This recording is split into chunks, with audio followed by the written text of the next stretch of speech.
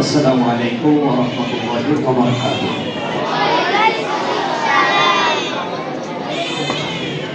মহান রব্বুল আলামিনের মহান দরবারে লক্ষ কোটি সুজুদ এবং শুকর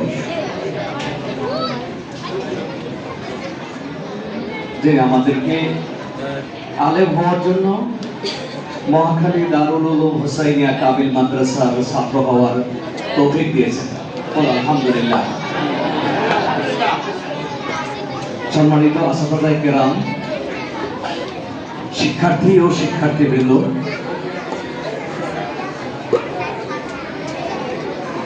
আসলে দাখিল পরীক্ষাটি মাদ্রাসা ছেলেদের জন্য অত্যন্ত গুরুত্বপূর্ণ একটি বিষয়। আমার জীবনে আজকের 28 বছর এই তোমাদের মধ্যে দোয়ার অনুষ্ঠানে আমি ছিলাম, প্রিন্সিপাল।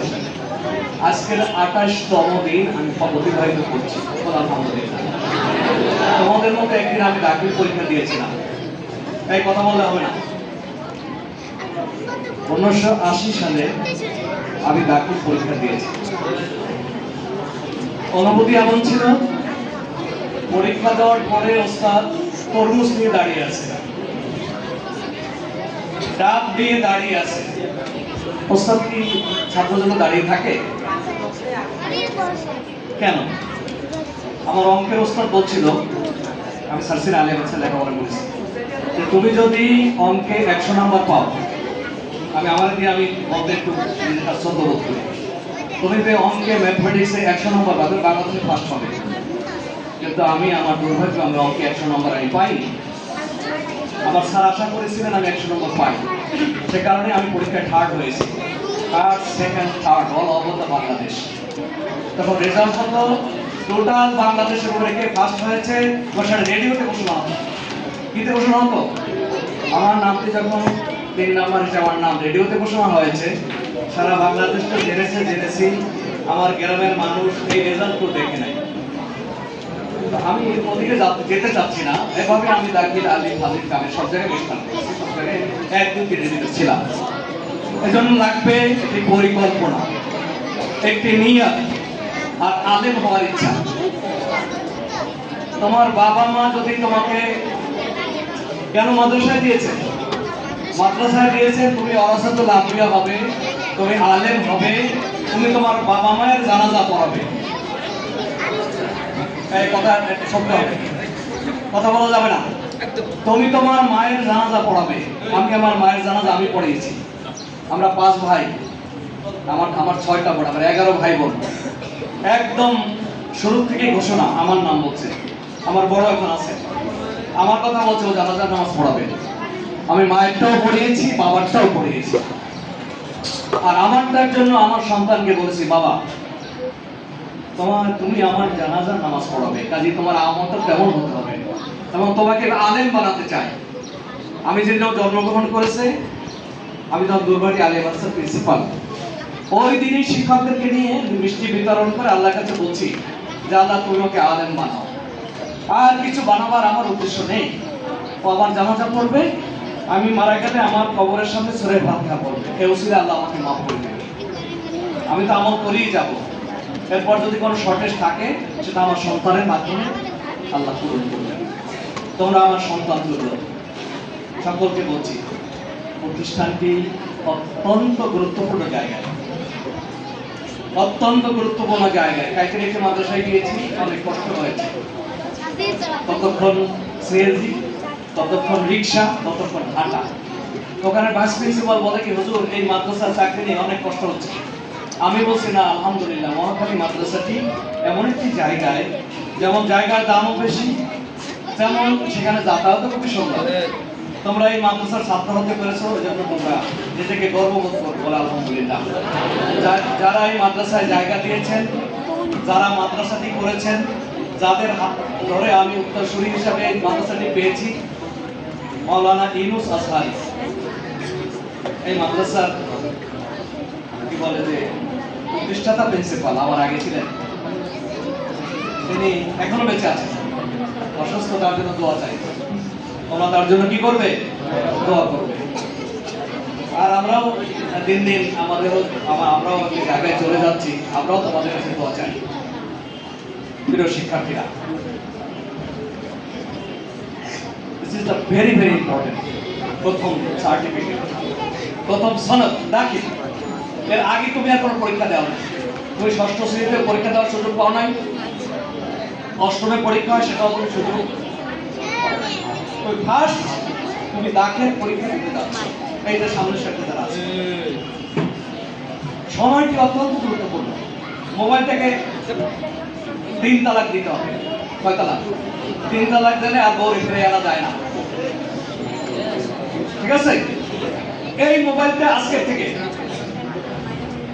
তোমার একটা মোবাইল থাকতেই পারে, তোমার মা বাবা সব করে দিয়েছে, বা তোমার টাকা দিয়ে কিনেছো, বা অন্যভাবে তোমার কাছে চলে আসে। বোনেরটা আছে, ভাই আজকের আর বোনেরটাও ধরা যাবে না, ভাইটাও ধরা যাবে না, মায়েরটাও ধরা যাবে না। বাবা কারা করো, হাত দেখাও, কারা কারা করবো, এটা হাত দেখাও, ওয়াদা করো আমার সাথে, কারণ এইটা তোমাকে অনেক ক্ষতি করবে। এইটা তোমাকে প্রতি সাবজেক্টে 20 নম্বর কমাই দেবে। কয় নাম্বার? তুমি যদি 80 নম্বর পাও, তোমাকে তুমি পাবা 60 নাম্বার, কারণ এই মোবাইল তোমাকে কয় নাম্বার কমাবে? 20 নাম্বার। শোনো, আমি আমার সেকেন্ড বয়কে বলতাম, একটা স্কুলের এখন একটা সরকারি স্কুলের টিচার, এক রুমে থাকতাম। বাথরুমে তো আমাদের এই বয়সে বাথরুমে যাওয়া লাগতো একবার, ওই বদনামি দৌড় দিত। ছাত্র জিজ্ঞাসা করতো দৌড় দিচ্ছ কেন? আমার কথা বলতো ওর সাথে পারা যায় না, সেই সময় নষ্ট হচ্ছে। তো দ্রুত বাথরুমে বদনামিয়া যাবো যাতে সময়ের কোনো ডিস্টার্ব না হয়। তখন বাংলাদেশে হাতে গোনা 3-4টা মাদ্রাসা রেজাল্ট করতো। সাসিনা আলিয়া মাদ্রাসা, তখন এই তামিরুল্লাহর কোনো অস্তিত্ব ছিল না, দারুল নাহাতের কোনো অস্তিত্ব ছিল না, নামকি আলিয়া মাদ্রাসা, ঢাকা আলিয়া মাদ্রাসা, এখানে কয়েকটি মাদ্রাসার অস্তিত্ব ছিল তখন বাংলাদেশে। শোষণা আলিয়া মাদ্রাসা সবচেয়ে ভালো। প্রিয় শিক্ষার্থী ভাই বোনেরা, তোমাদের জন্য বলছি, আজকে যদি তোমার প্রতিটি ও বলতো, আমি তাকে বলতাম, সেকেন্ড বয়সে তুমি চ্যালেঞ্জ করতাম, তুমি লিখবো আর আমি লিখবো, প্রতিটি সাবজেক্টে তোমার থেকে 5 নম্বর বেশি পাবো। তুমি একই লেখাও লেখো, কয় নাম্বার? আমি 10 নম্বরের কথা বলছি, তোমরা কি মনে করো? এই জন্য তোমাদের বইতে 5 নম্বরের কথা বলছি। তার মানে তোমার থেকে আমি 100 নম্বর বেশি পাবো।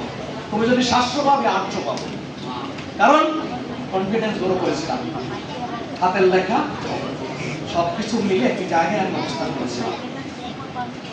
বিজ্ঞানের কথা বলি, আমি 5টা সাবজেক্টের লেটার পেয়েছি ডাকিয়ে।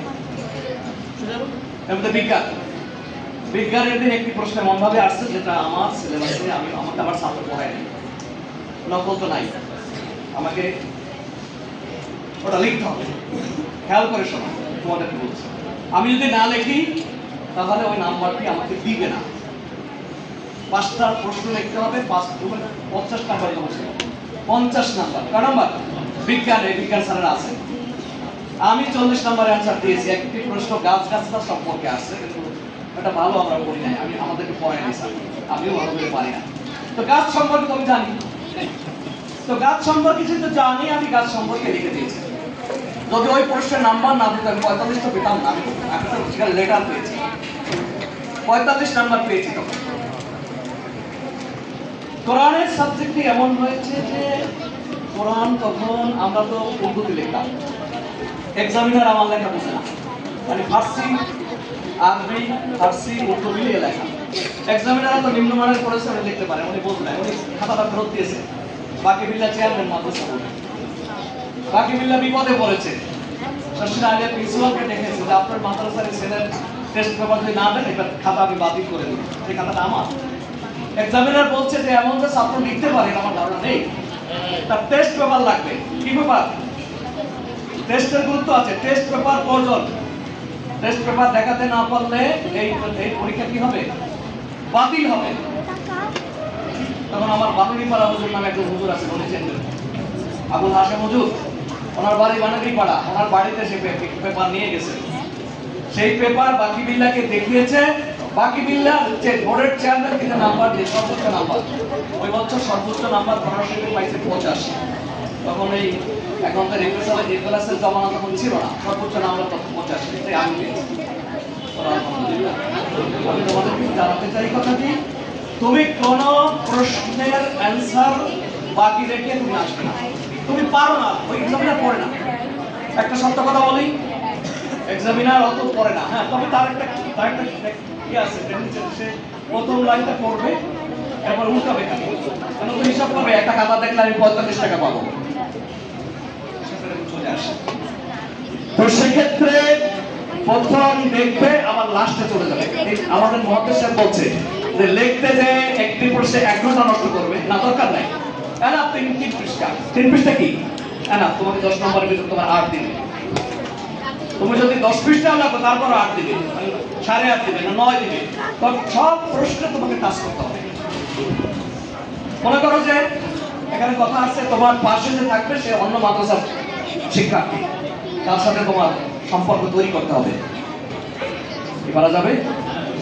তাকে একটু চা খাওয়াবা, বের হয়ে একটু সিঙ্গারা খাওয়াবা, এই জন্য তৈরি করতে হবে। ওখানে তোমার আর কোনো বন্ধু নাই।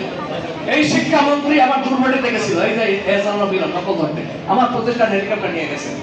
আমি তো দুর্বাটি আলিয়ার প্রিন্সিপাল 2001-এ আমি প্রিন্সিপাল। এই শিক্ষামন্ত্রী 2001-এ গেছে। আমি বললাম, স্যার আপনি নকল বন্ধ করতে আসছেন, এখানে কি নকল আছে? তাহলে আমি শুনেছি দুর্বাটি আলিয়া মাদ্রাসায় নকল হয়। স্যার শোনার কথা আর কথা অনেক কথা, তো যত গর্জে তত কিন্তু বসে না, ভয় পাবা না। আর তুমি ঠিক থাকলে তোমাকে কে তোমাকে ডিস্টার্ব করবে? এত ভয় পাওয়ার দরকার নাই। তুমি তোমার সাইড যে থাকবে তার সাথে সম্পর্ক করবা। যেমন অঙ্ক, মনে করো অঙ্কের দিন তুমি হয়তো পাশের নাম্বার পেরেছো বা পারো নাই, একটা অঙ্ক হইলেই পাশের নাম্বারটা হয়ে যায়। তোমার বাবার আরেকটা বছর লুজার হবে, তুমি যদি অঙ্কে পাস করতে না পারো, তুমি পারো 25, আর 5টা নাম্বার যদি পাশের থেকে একটু 3 ঘন্টায় ধাক্কা করে কোনো রং পারা যায়, সেটা করা উচিত কিনা? উচিত কিনা? তোমার বাবার আর 1 লক্ষ টাকা বাঁচাই দিল, বাবারে বাবা তোমার 1 লক্ষ টাকা বাঁচাই দিলাম, এবারে আমাকে স্মার্টফোন কিনে দিও। তারপরে বলো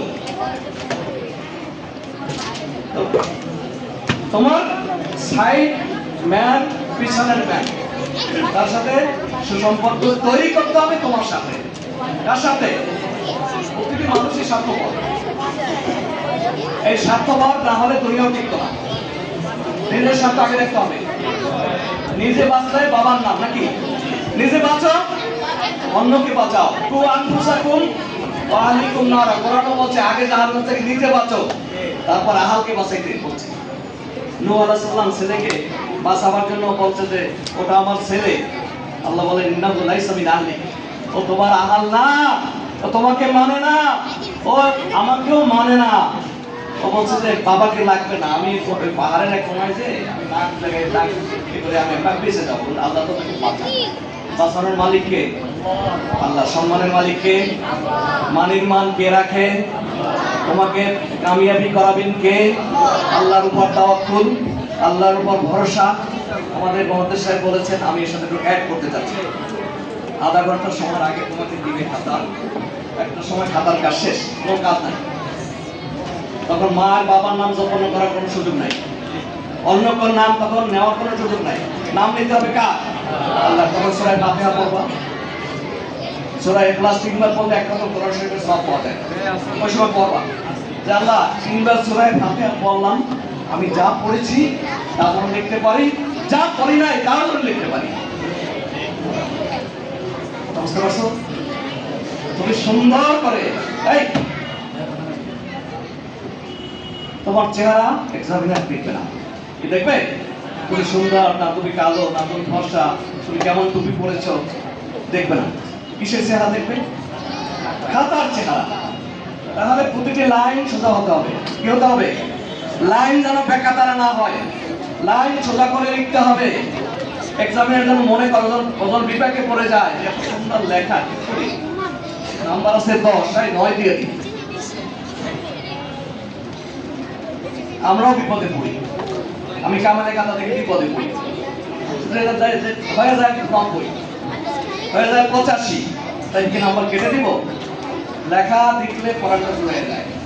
নির্ভুল লিখতে হবে, লেখা সুন্দর, লাইন বেকাতারা হবে না, আর লেখাটা কি সুন্দর, কোনো কাটা ছেড়ে করা যাবে না। পেপারটা একটু ভাঁজ করার যদি বিধান থাকে সেটা ভাঁজ করা যেতে পারে।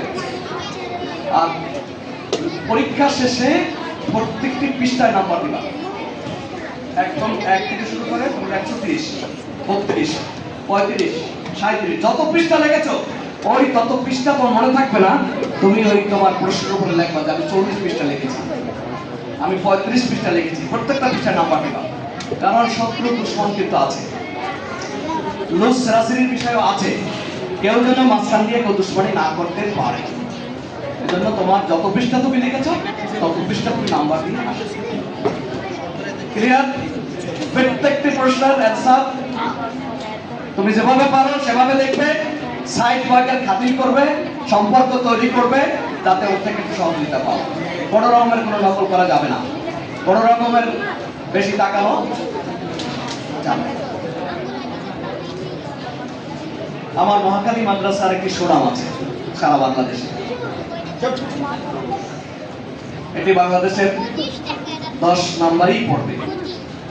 যে নম্বর যখন বাংলাদেশের 10টি মাদ্রাসা জাতীয়করণ করতে চেয়েছিল তার মধ্যে মহাখালী হোসাইনিয়া কামেল মাদ্রাসাও ছিল। আবার যদি সরকার বাংলাদেশের 10টা মাদ্রাসাও জাতীয়করণ করে, যেহেতু মাননীয় প্রধানমন্ত্রী এই আসনে, তোমরা জানো তো তারেক রহমান এই আসনের না, মাদ্রাসা শিক্ষার উন্নয়ন একটু হলেও তো হবে। আমরা আশা করতে পারি আমরা সেই জায়গায় বুঝতে পারবো। সে কারণে তোমাদের রেজাল্টটি সুন্দর করতে হবে, একজনও ফেল করা যাবে না। কয়জন? আমরা যেন বলতে পারি যে আমার 45টা ছেলের ভিতরে 10টা এ প্লাস পেয়েছে, একটু কম করে বললাম, 35 কম বললাম, এইটা এ প্লাস পেয়েছে, সব পাস করেছে, 100% পাস। এটা তোমরা দেখাতে পারবা? প্রত্যেকটি ছেলে কনফার্ম হইবে না পাবে আমি এই কোরআন মাজিদে আমি কম পক্ষে 40 নম্বর পাবো। এইটা যতক্ষণ পর্যন্ত কনফার্ম না হবে ততক্ষণ পর্যন্ত পিছনের বয়ের সাথে সাইড ম্যানের সাথে একটু সহযোগিতা লাগবে। কি লাগবে কিনা সেটা সুযোগ বুঝে, সুযোগ বুঝে তোমাকে ব্যবস্থা নিতে হবে। আমি কথা ক্লিয়ার করলাম। কিন্তু তুই ফেলতে হবা আসছে, বাবা স্যার পারি নাই, অঙ্কের স্যারের কাছে পড়ি নাই, ফেল হয়ে গেছে, আমি কি করবো? আমার ভাগ্যের লেখন। আরে ভাগ্যের লেখন না যায় খণ্ডন। আর নসিবে আছে যাহা, বাংলা কথা, বুদ্ধিতে আসে তাহা। নসিবে আছে যাহা কি, বুদ্ধিতে আসে তাহা। বুদ্ধি হলো এই যে আমি 100% কি করবো, অ্যান্সার দিয়ে দেবো। কে কে দেবে 100% অ্যান্সার? হাত দেখাও তো, আমি হাত দেখতে চাই, মেয়েদের হাত দেখতে চাই। বরাবর মেয়েরা ভালো করে, এবারও ভালো করবে ইনশাআল্লাহ। তা আমি আর কথা বাড়াবো না, শেষ করবো। হোসাইনিয়া কামেল মাদ্রাসার ঐতিহ্য আমরা রক্ষা করব এবং মাদ্রাসার যে তাহজিব তামাদ্দুন এটা আমরা ঠিক রাখবো। আল্লাহ আমাদের সকলকে ভালো রাখুন, সুস্থ রাখুন এবং সকলকে দীর্ঘায়ু দান করুন। আর যারা অসুস্থ আছে তাদের সবাই কাবেলা আজান